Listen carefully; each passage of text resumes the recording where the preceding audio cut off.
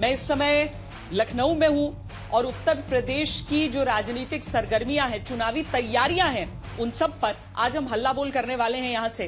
क्योंकि एक तरफ उत्तर प्रदेश के मुख्यमंत्री योगी आदित्यनाथ जो कि अलग अलग जिलों में जाकर भारतीय जनता पार्टी की सरकार की उपलब्धियां गिना रहे हैं, 2017 से पहले की यूपी और आज के यूपी का फर्क वो दिखा रहे हैं। और इसके साथ ही सामने है समाजवादी पार्टी, जिसका है पीडीए, जिसका है सनातनी समाजवाद, और उसके साथ वो किस तरह की टक्कर बीजेपी को इस बार देंगे। और इन सब के बीच एसआईआर के साथ जिस तरह के परिवर्तन अब हुए हैं, उसमें अब भारतीय जनता पार्टी किस तरीके से बूथ मैनेजमेंट की अपनी योजना बना रही है, ये सारी चीजें आज चर्चा का विषय हमारे सामने होंगी।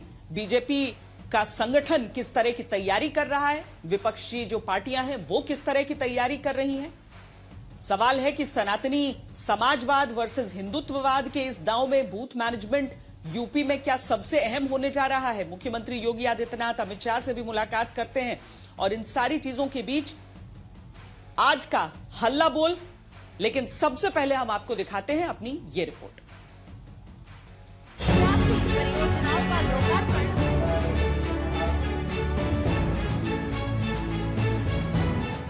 योगी आदित्यनाथ उत्तर प्रदेश में चुनावी मुकाबले के लिए तैयार है। उद्घाटन, शिलान्यास और यूपी के लगभग हर जिले को नापना इस तैयारी का हिस्सा है। 2017 से पहले और अब का फर्क गिनाना योगी आदित्यनाथ का चुनावी अंदाज है।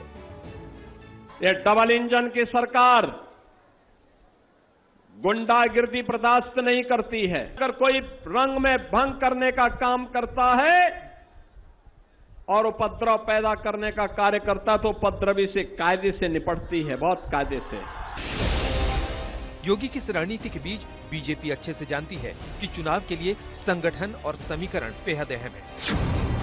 यूपी बीजेपी ने 2027 विधानसभा चुनाव की तैयारियों को तेज करते हुए 8 प्रमुख संगठनात्मक कार्यक्रमों का रोड मैप तैयार किया है। 19 से 22 जुलाई तक सभी विधानसभा क्षेत्रों में बूथ सम्मेलन आयोजित किए जाएंगे। बूथों की मैपिंग कर संगठन को और मजबूत किया जाएगा। जिन क्षेत्रों में बूथों की संख्या 80 से अधिक होगी, वहां नए मंडलों का गठन किया जाएगा। एसआईआर के बाद बदले मतदाता आंकड़ों के आधार पर कई जगह बूथों और मंडलों का पुनर्गठन होगा।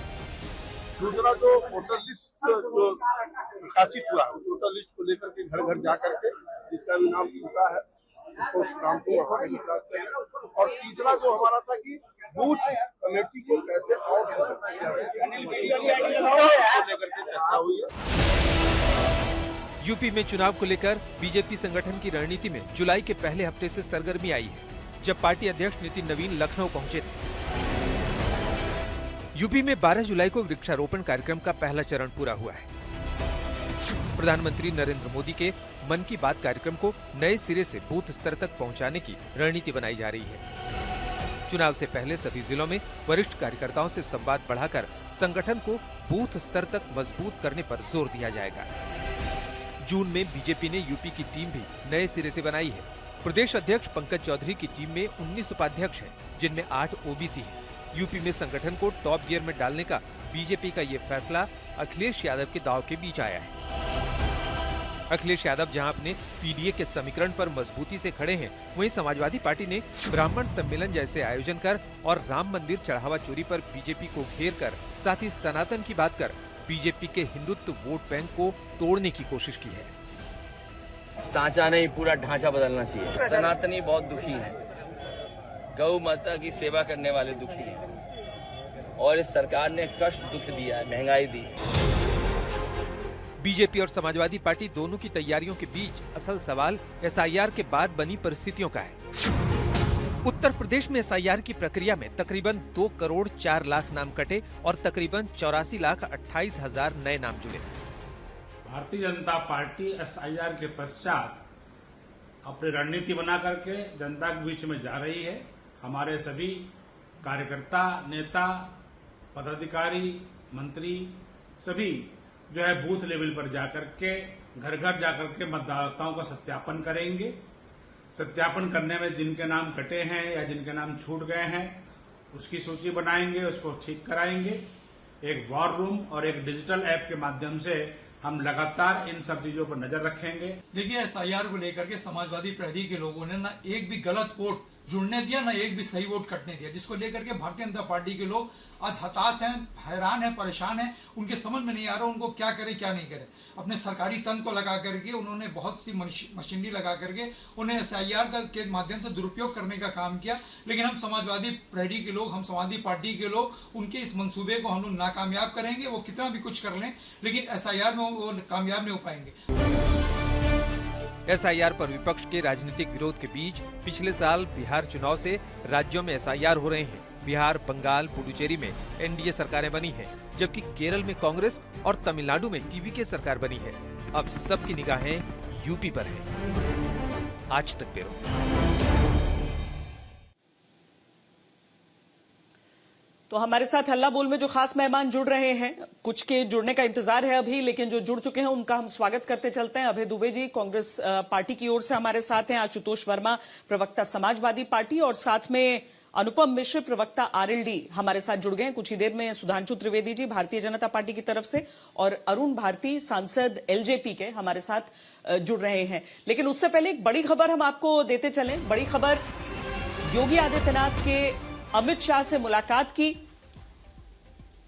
योगी आदित्यनाथ पहुंचे मिलने अमित शाह से, कर्तव्य भवन पहुंचे योगी आदित्यनाथ। कई अहम मुद्दों पर बातचीत की बात कही जा रही है। 2027 में जिसके संग बूथ यूपी में वही मजबूत, ये भारतीय जनता पार्टी का नारा है। कई अहम मुद्दों पर बातचीत के लिए ये दोनों नेता मुलाकात इस समय कर रहे हैं। बीजेपी जिस तरीके से यूपी चुनाव से पहले इस समय ग्राउंड लेवल पर अपनी मजबूती को लेकर जुटी हुई है, उस क्रम में यह मुलाकात बेहद महत्वपूर्ण। पीयूष मिश्रा हमारे साथ, हमारे संवाददाता जुड़ रहे हैं। पीयूष, क्या खबर है? यह मुलाकात बहुत अहम हो जाती है यूपी चुनावों से पहले। जी बिल्कुल, बहुत अहम ये मुलाकात है और कई मुद्दों पर चर्चा होने वाली है। श्वेता, इस वक्त जब हम आपसे बातचीत कर रहे हैं तो ये मुलाकात चल रही है। लगभग 15 मिनट पहले योगी आदित्यनाथ कर्तव्य भवन में पहुंचे और यहाँ पर वो गृह मंत्री अमित शाह से मुलाकात कर रहे हैं। यहीं पर गृह मंत्रालय भी है और यहाँ पर पहले से अमित शाह मौजूद थे, तब योगी आदित्यनाथ पहुंचे और दोनों नेताओं के बीच इस वक्त जब हम आपसे बात करें तो ये मुलाकात चल रही है। ये मुलाकात इसलिए भी बहुत महत्वपूर्ण है क्योंकि यूपी में संगठन का नया प्रारूप सामने आ गया है। नए मंत्री और उपाध्यक्ष की जो लिस्ट है वो सामने आ गई है और आपको याद होगा कुछ दिनों पहले नितिन नवीन भी उत्तर प्रदेश पहुंचे थे और उसके बाद सभी नेताओं के साथ केशव प्रसाद मौर्य हो, योगी आदित्यनाथ हो और वहां के जो इकाई के बड़े वरिष्ठ नेता उन सब के साथ मिलकर उन्होंने अलग अलग जगह जाकर एक बैठक भी की थी। तो संगठनात्मक बैठक उत्तर प्रदेश में नितिन नवीन कर चुके हैं, लेकिन ये मुलाकात 2027 विधानसभा चुनाव के मद्देनजर बहुत महत्वपूर्ण हो जाती है क्योंकि नए संगठन के बाद पहली बार योगी आदित्यनाथ गृह मंत्री अमित शाह से मिलने के लिए आ रहे हैं। दूसरी महत्वपूर्ण बात यह भी है कि कल SIT अपनी रिपोर्ट जो चढ़ावा चोरी का मामला प्रकरण अयोध्या में है उसको लेकर भी सबमिट कर सकती है।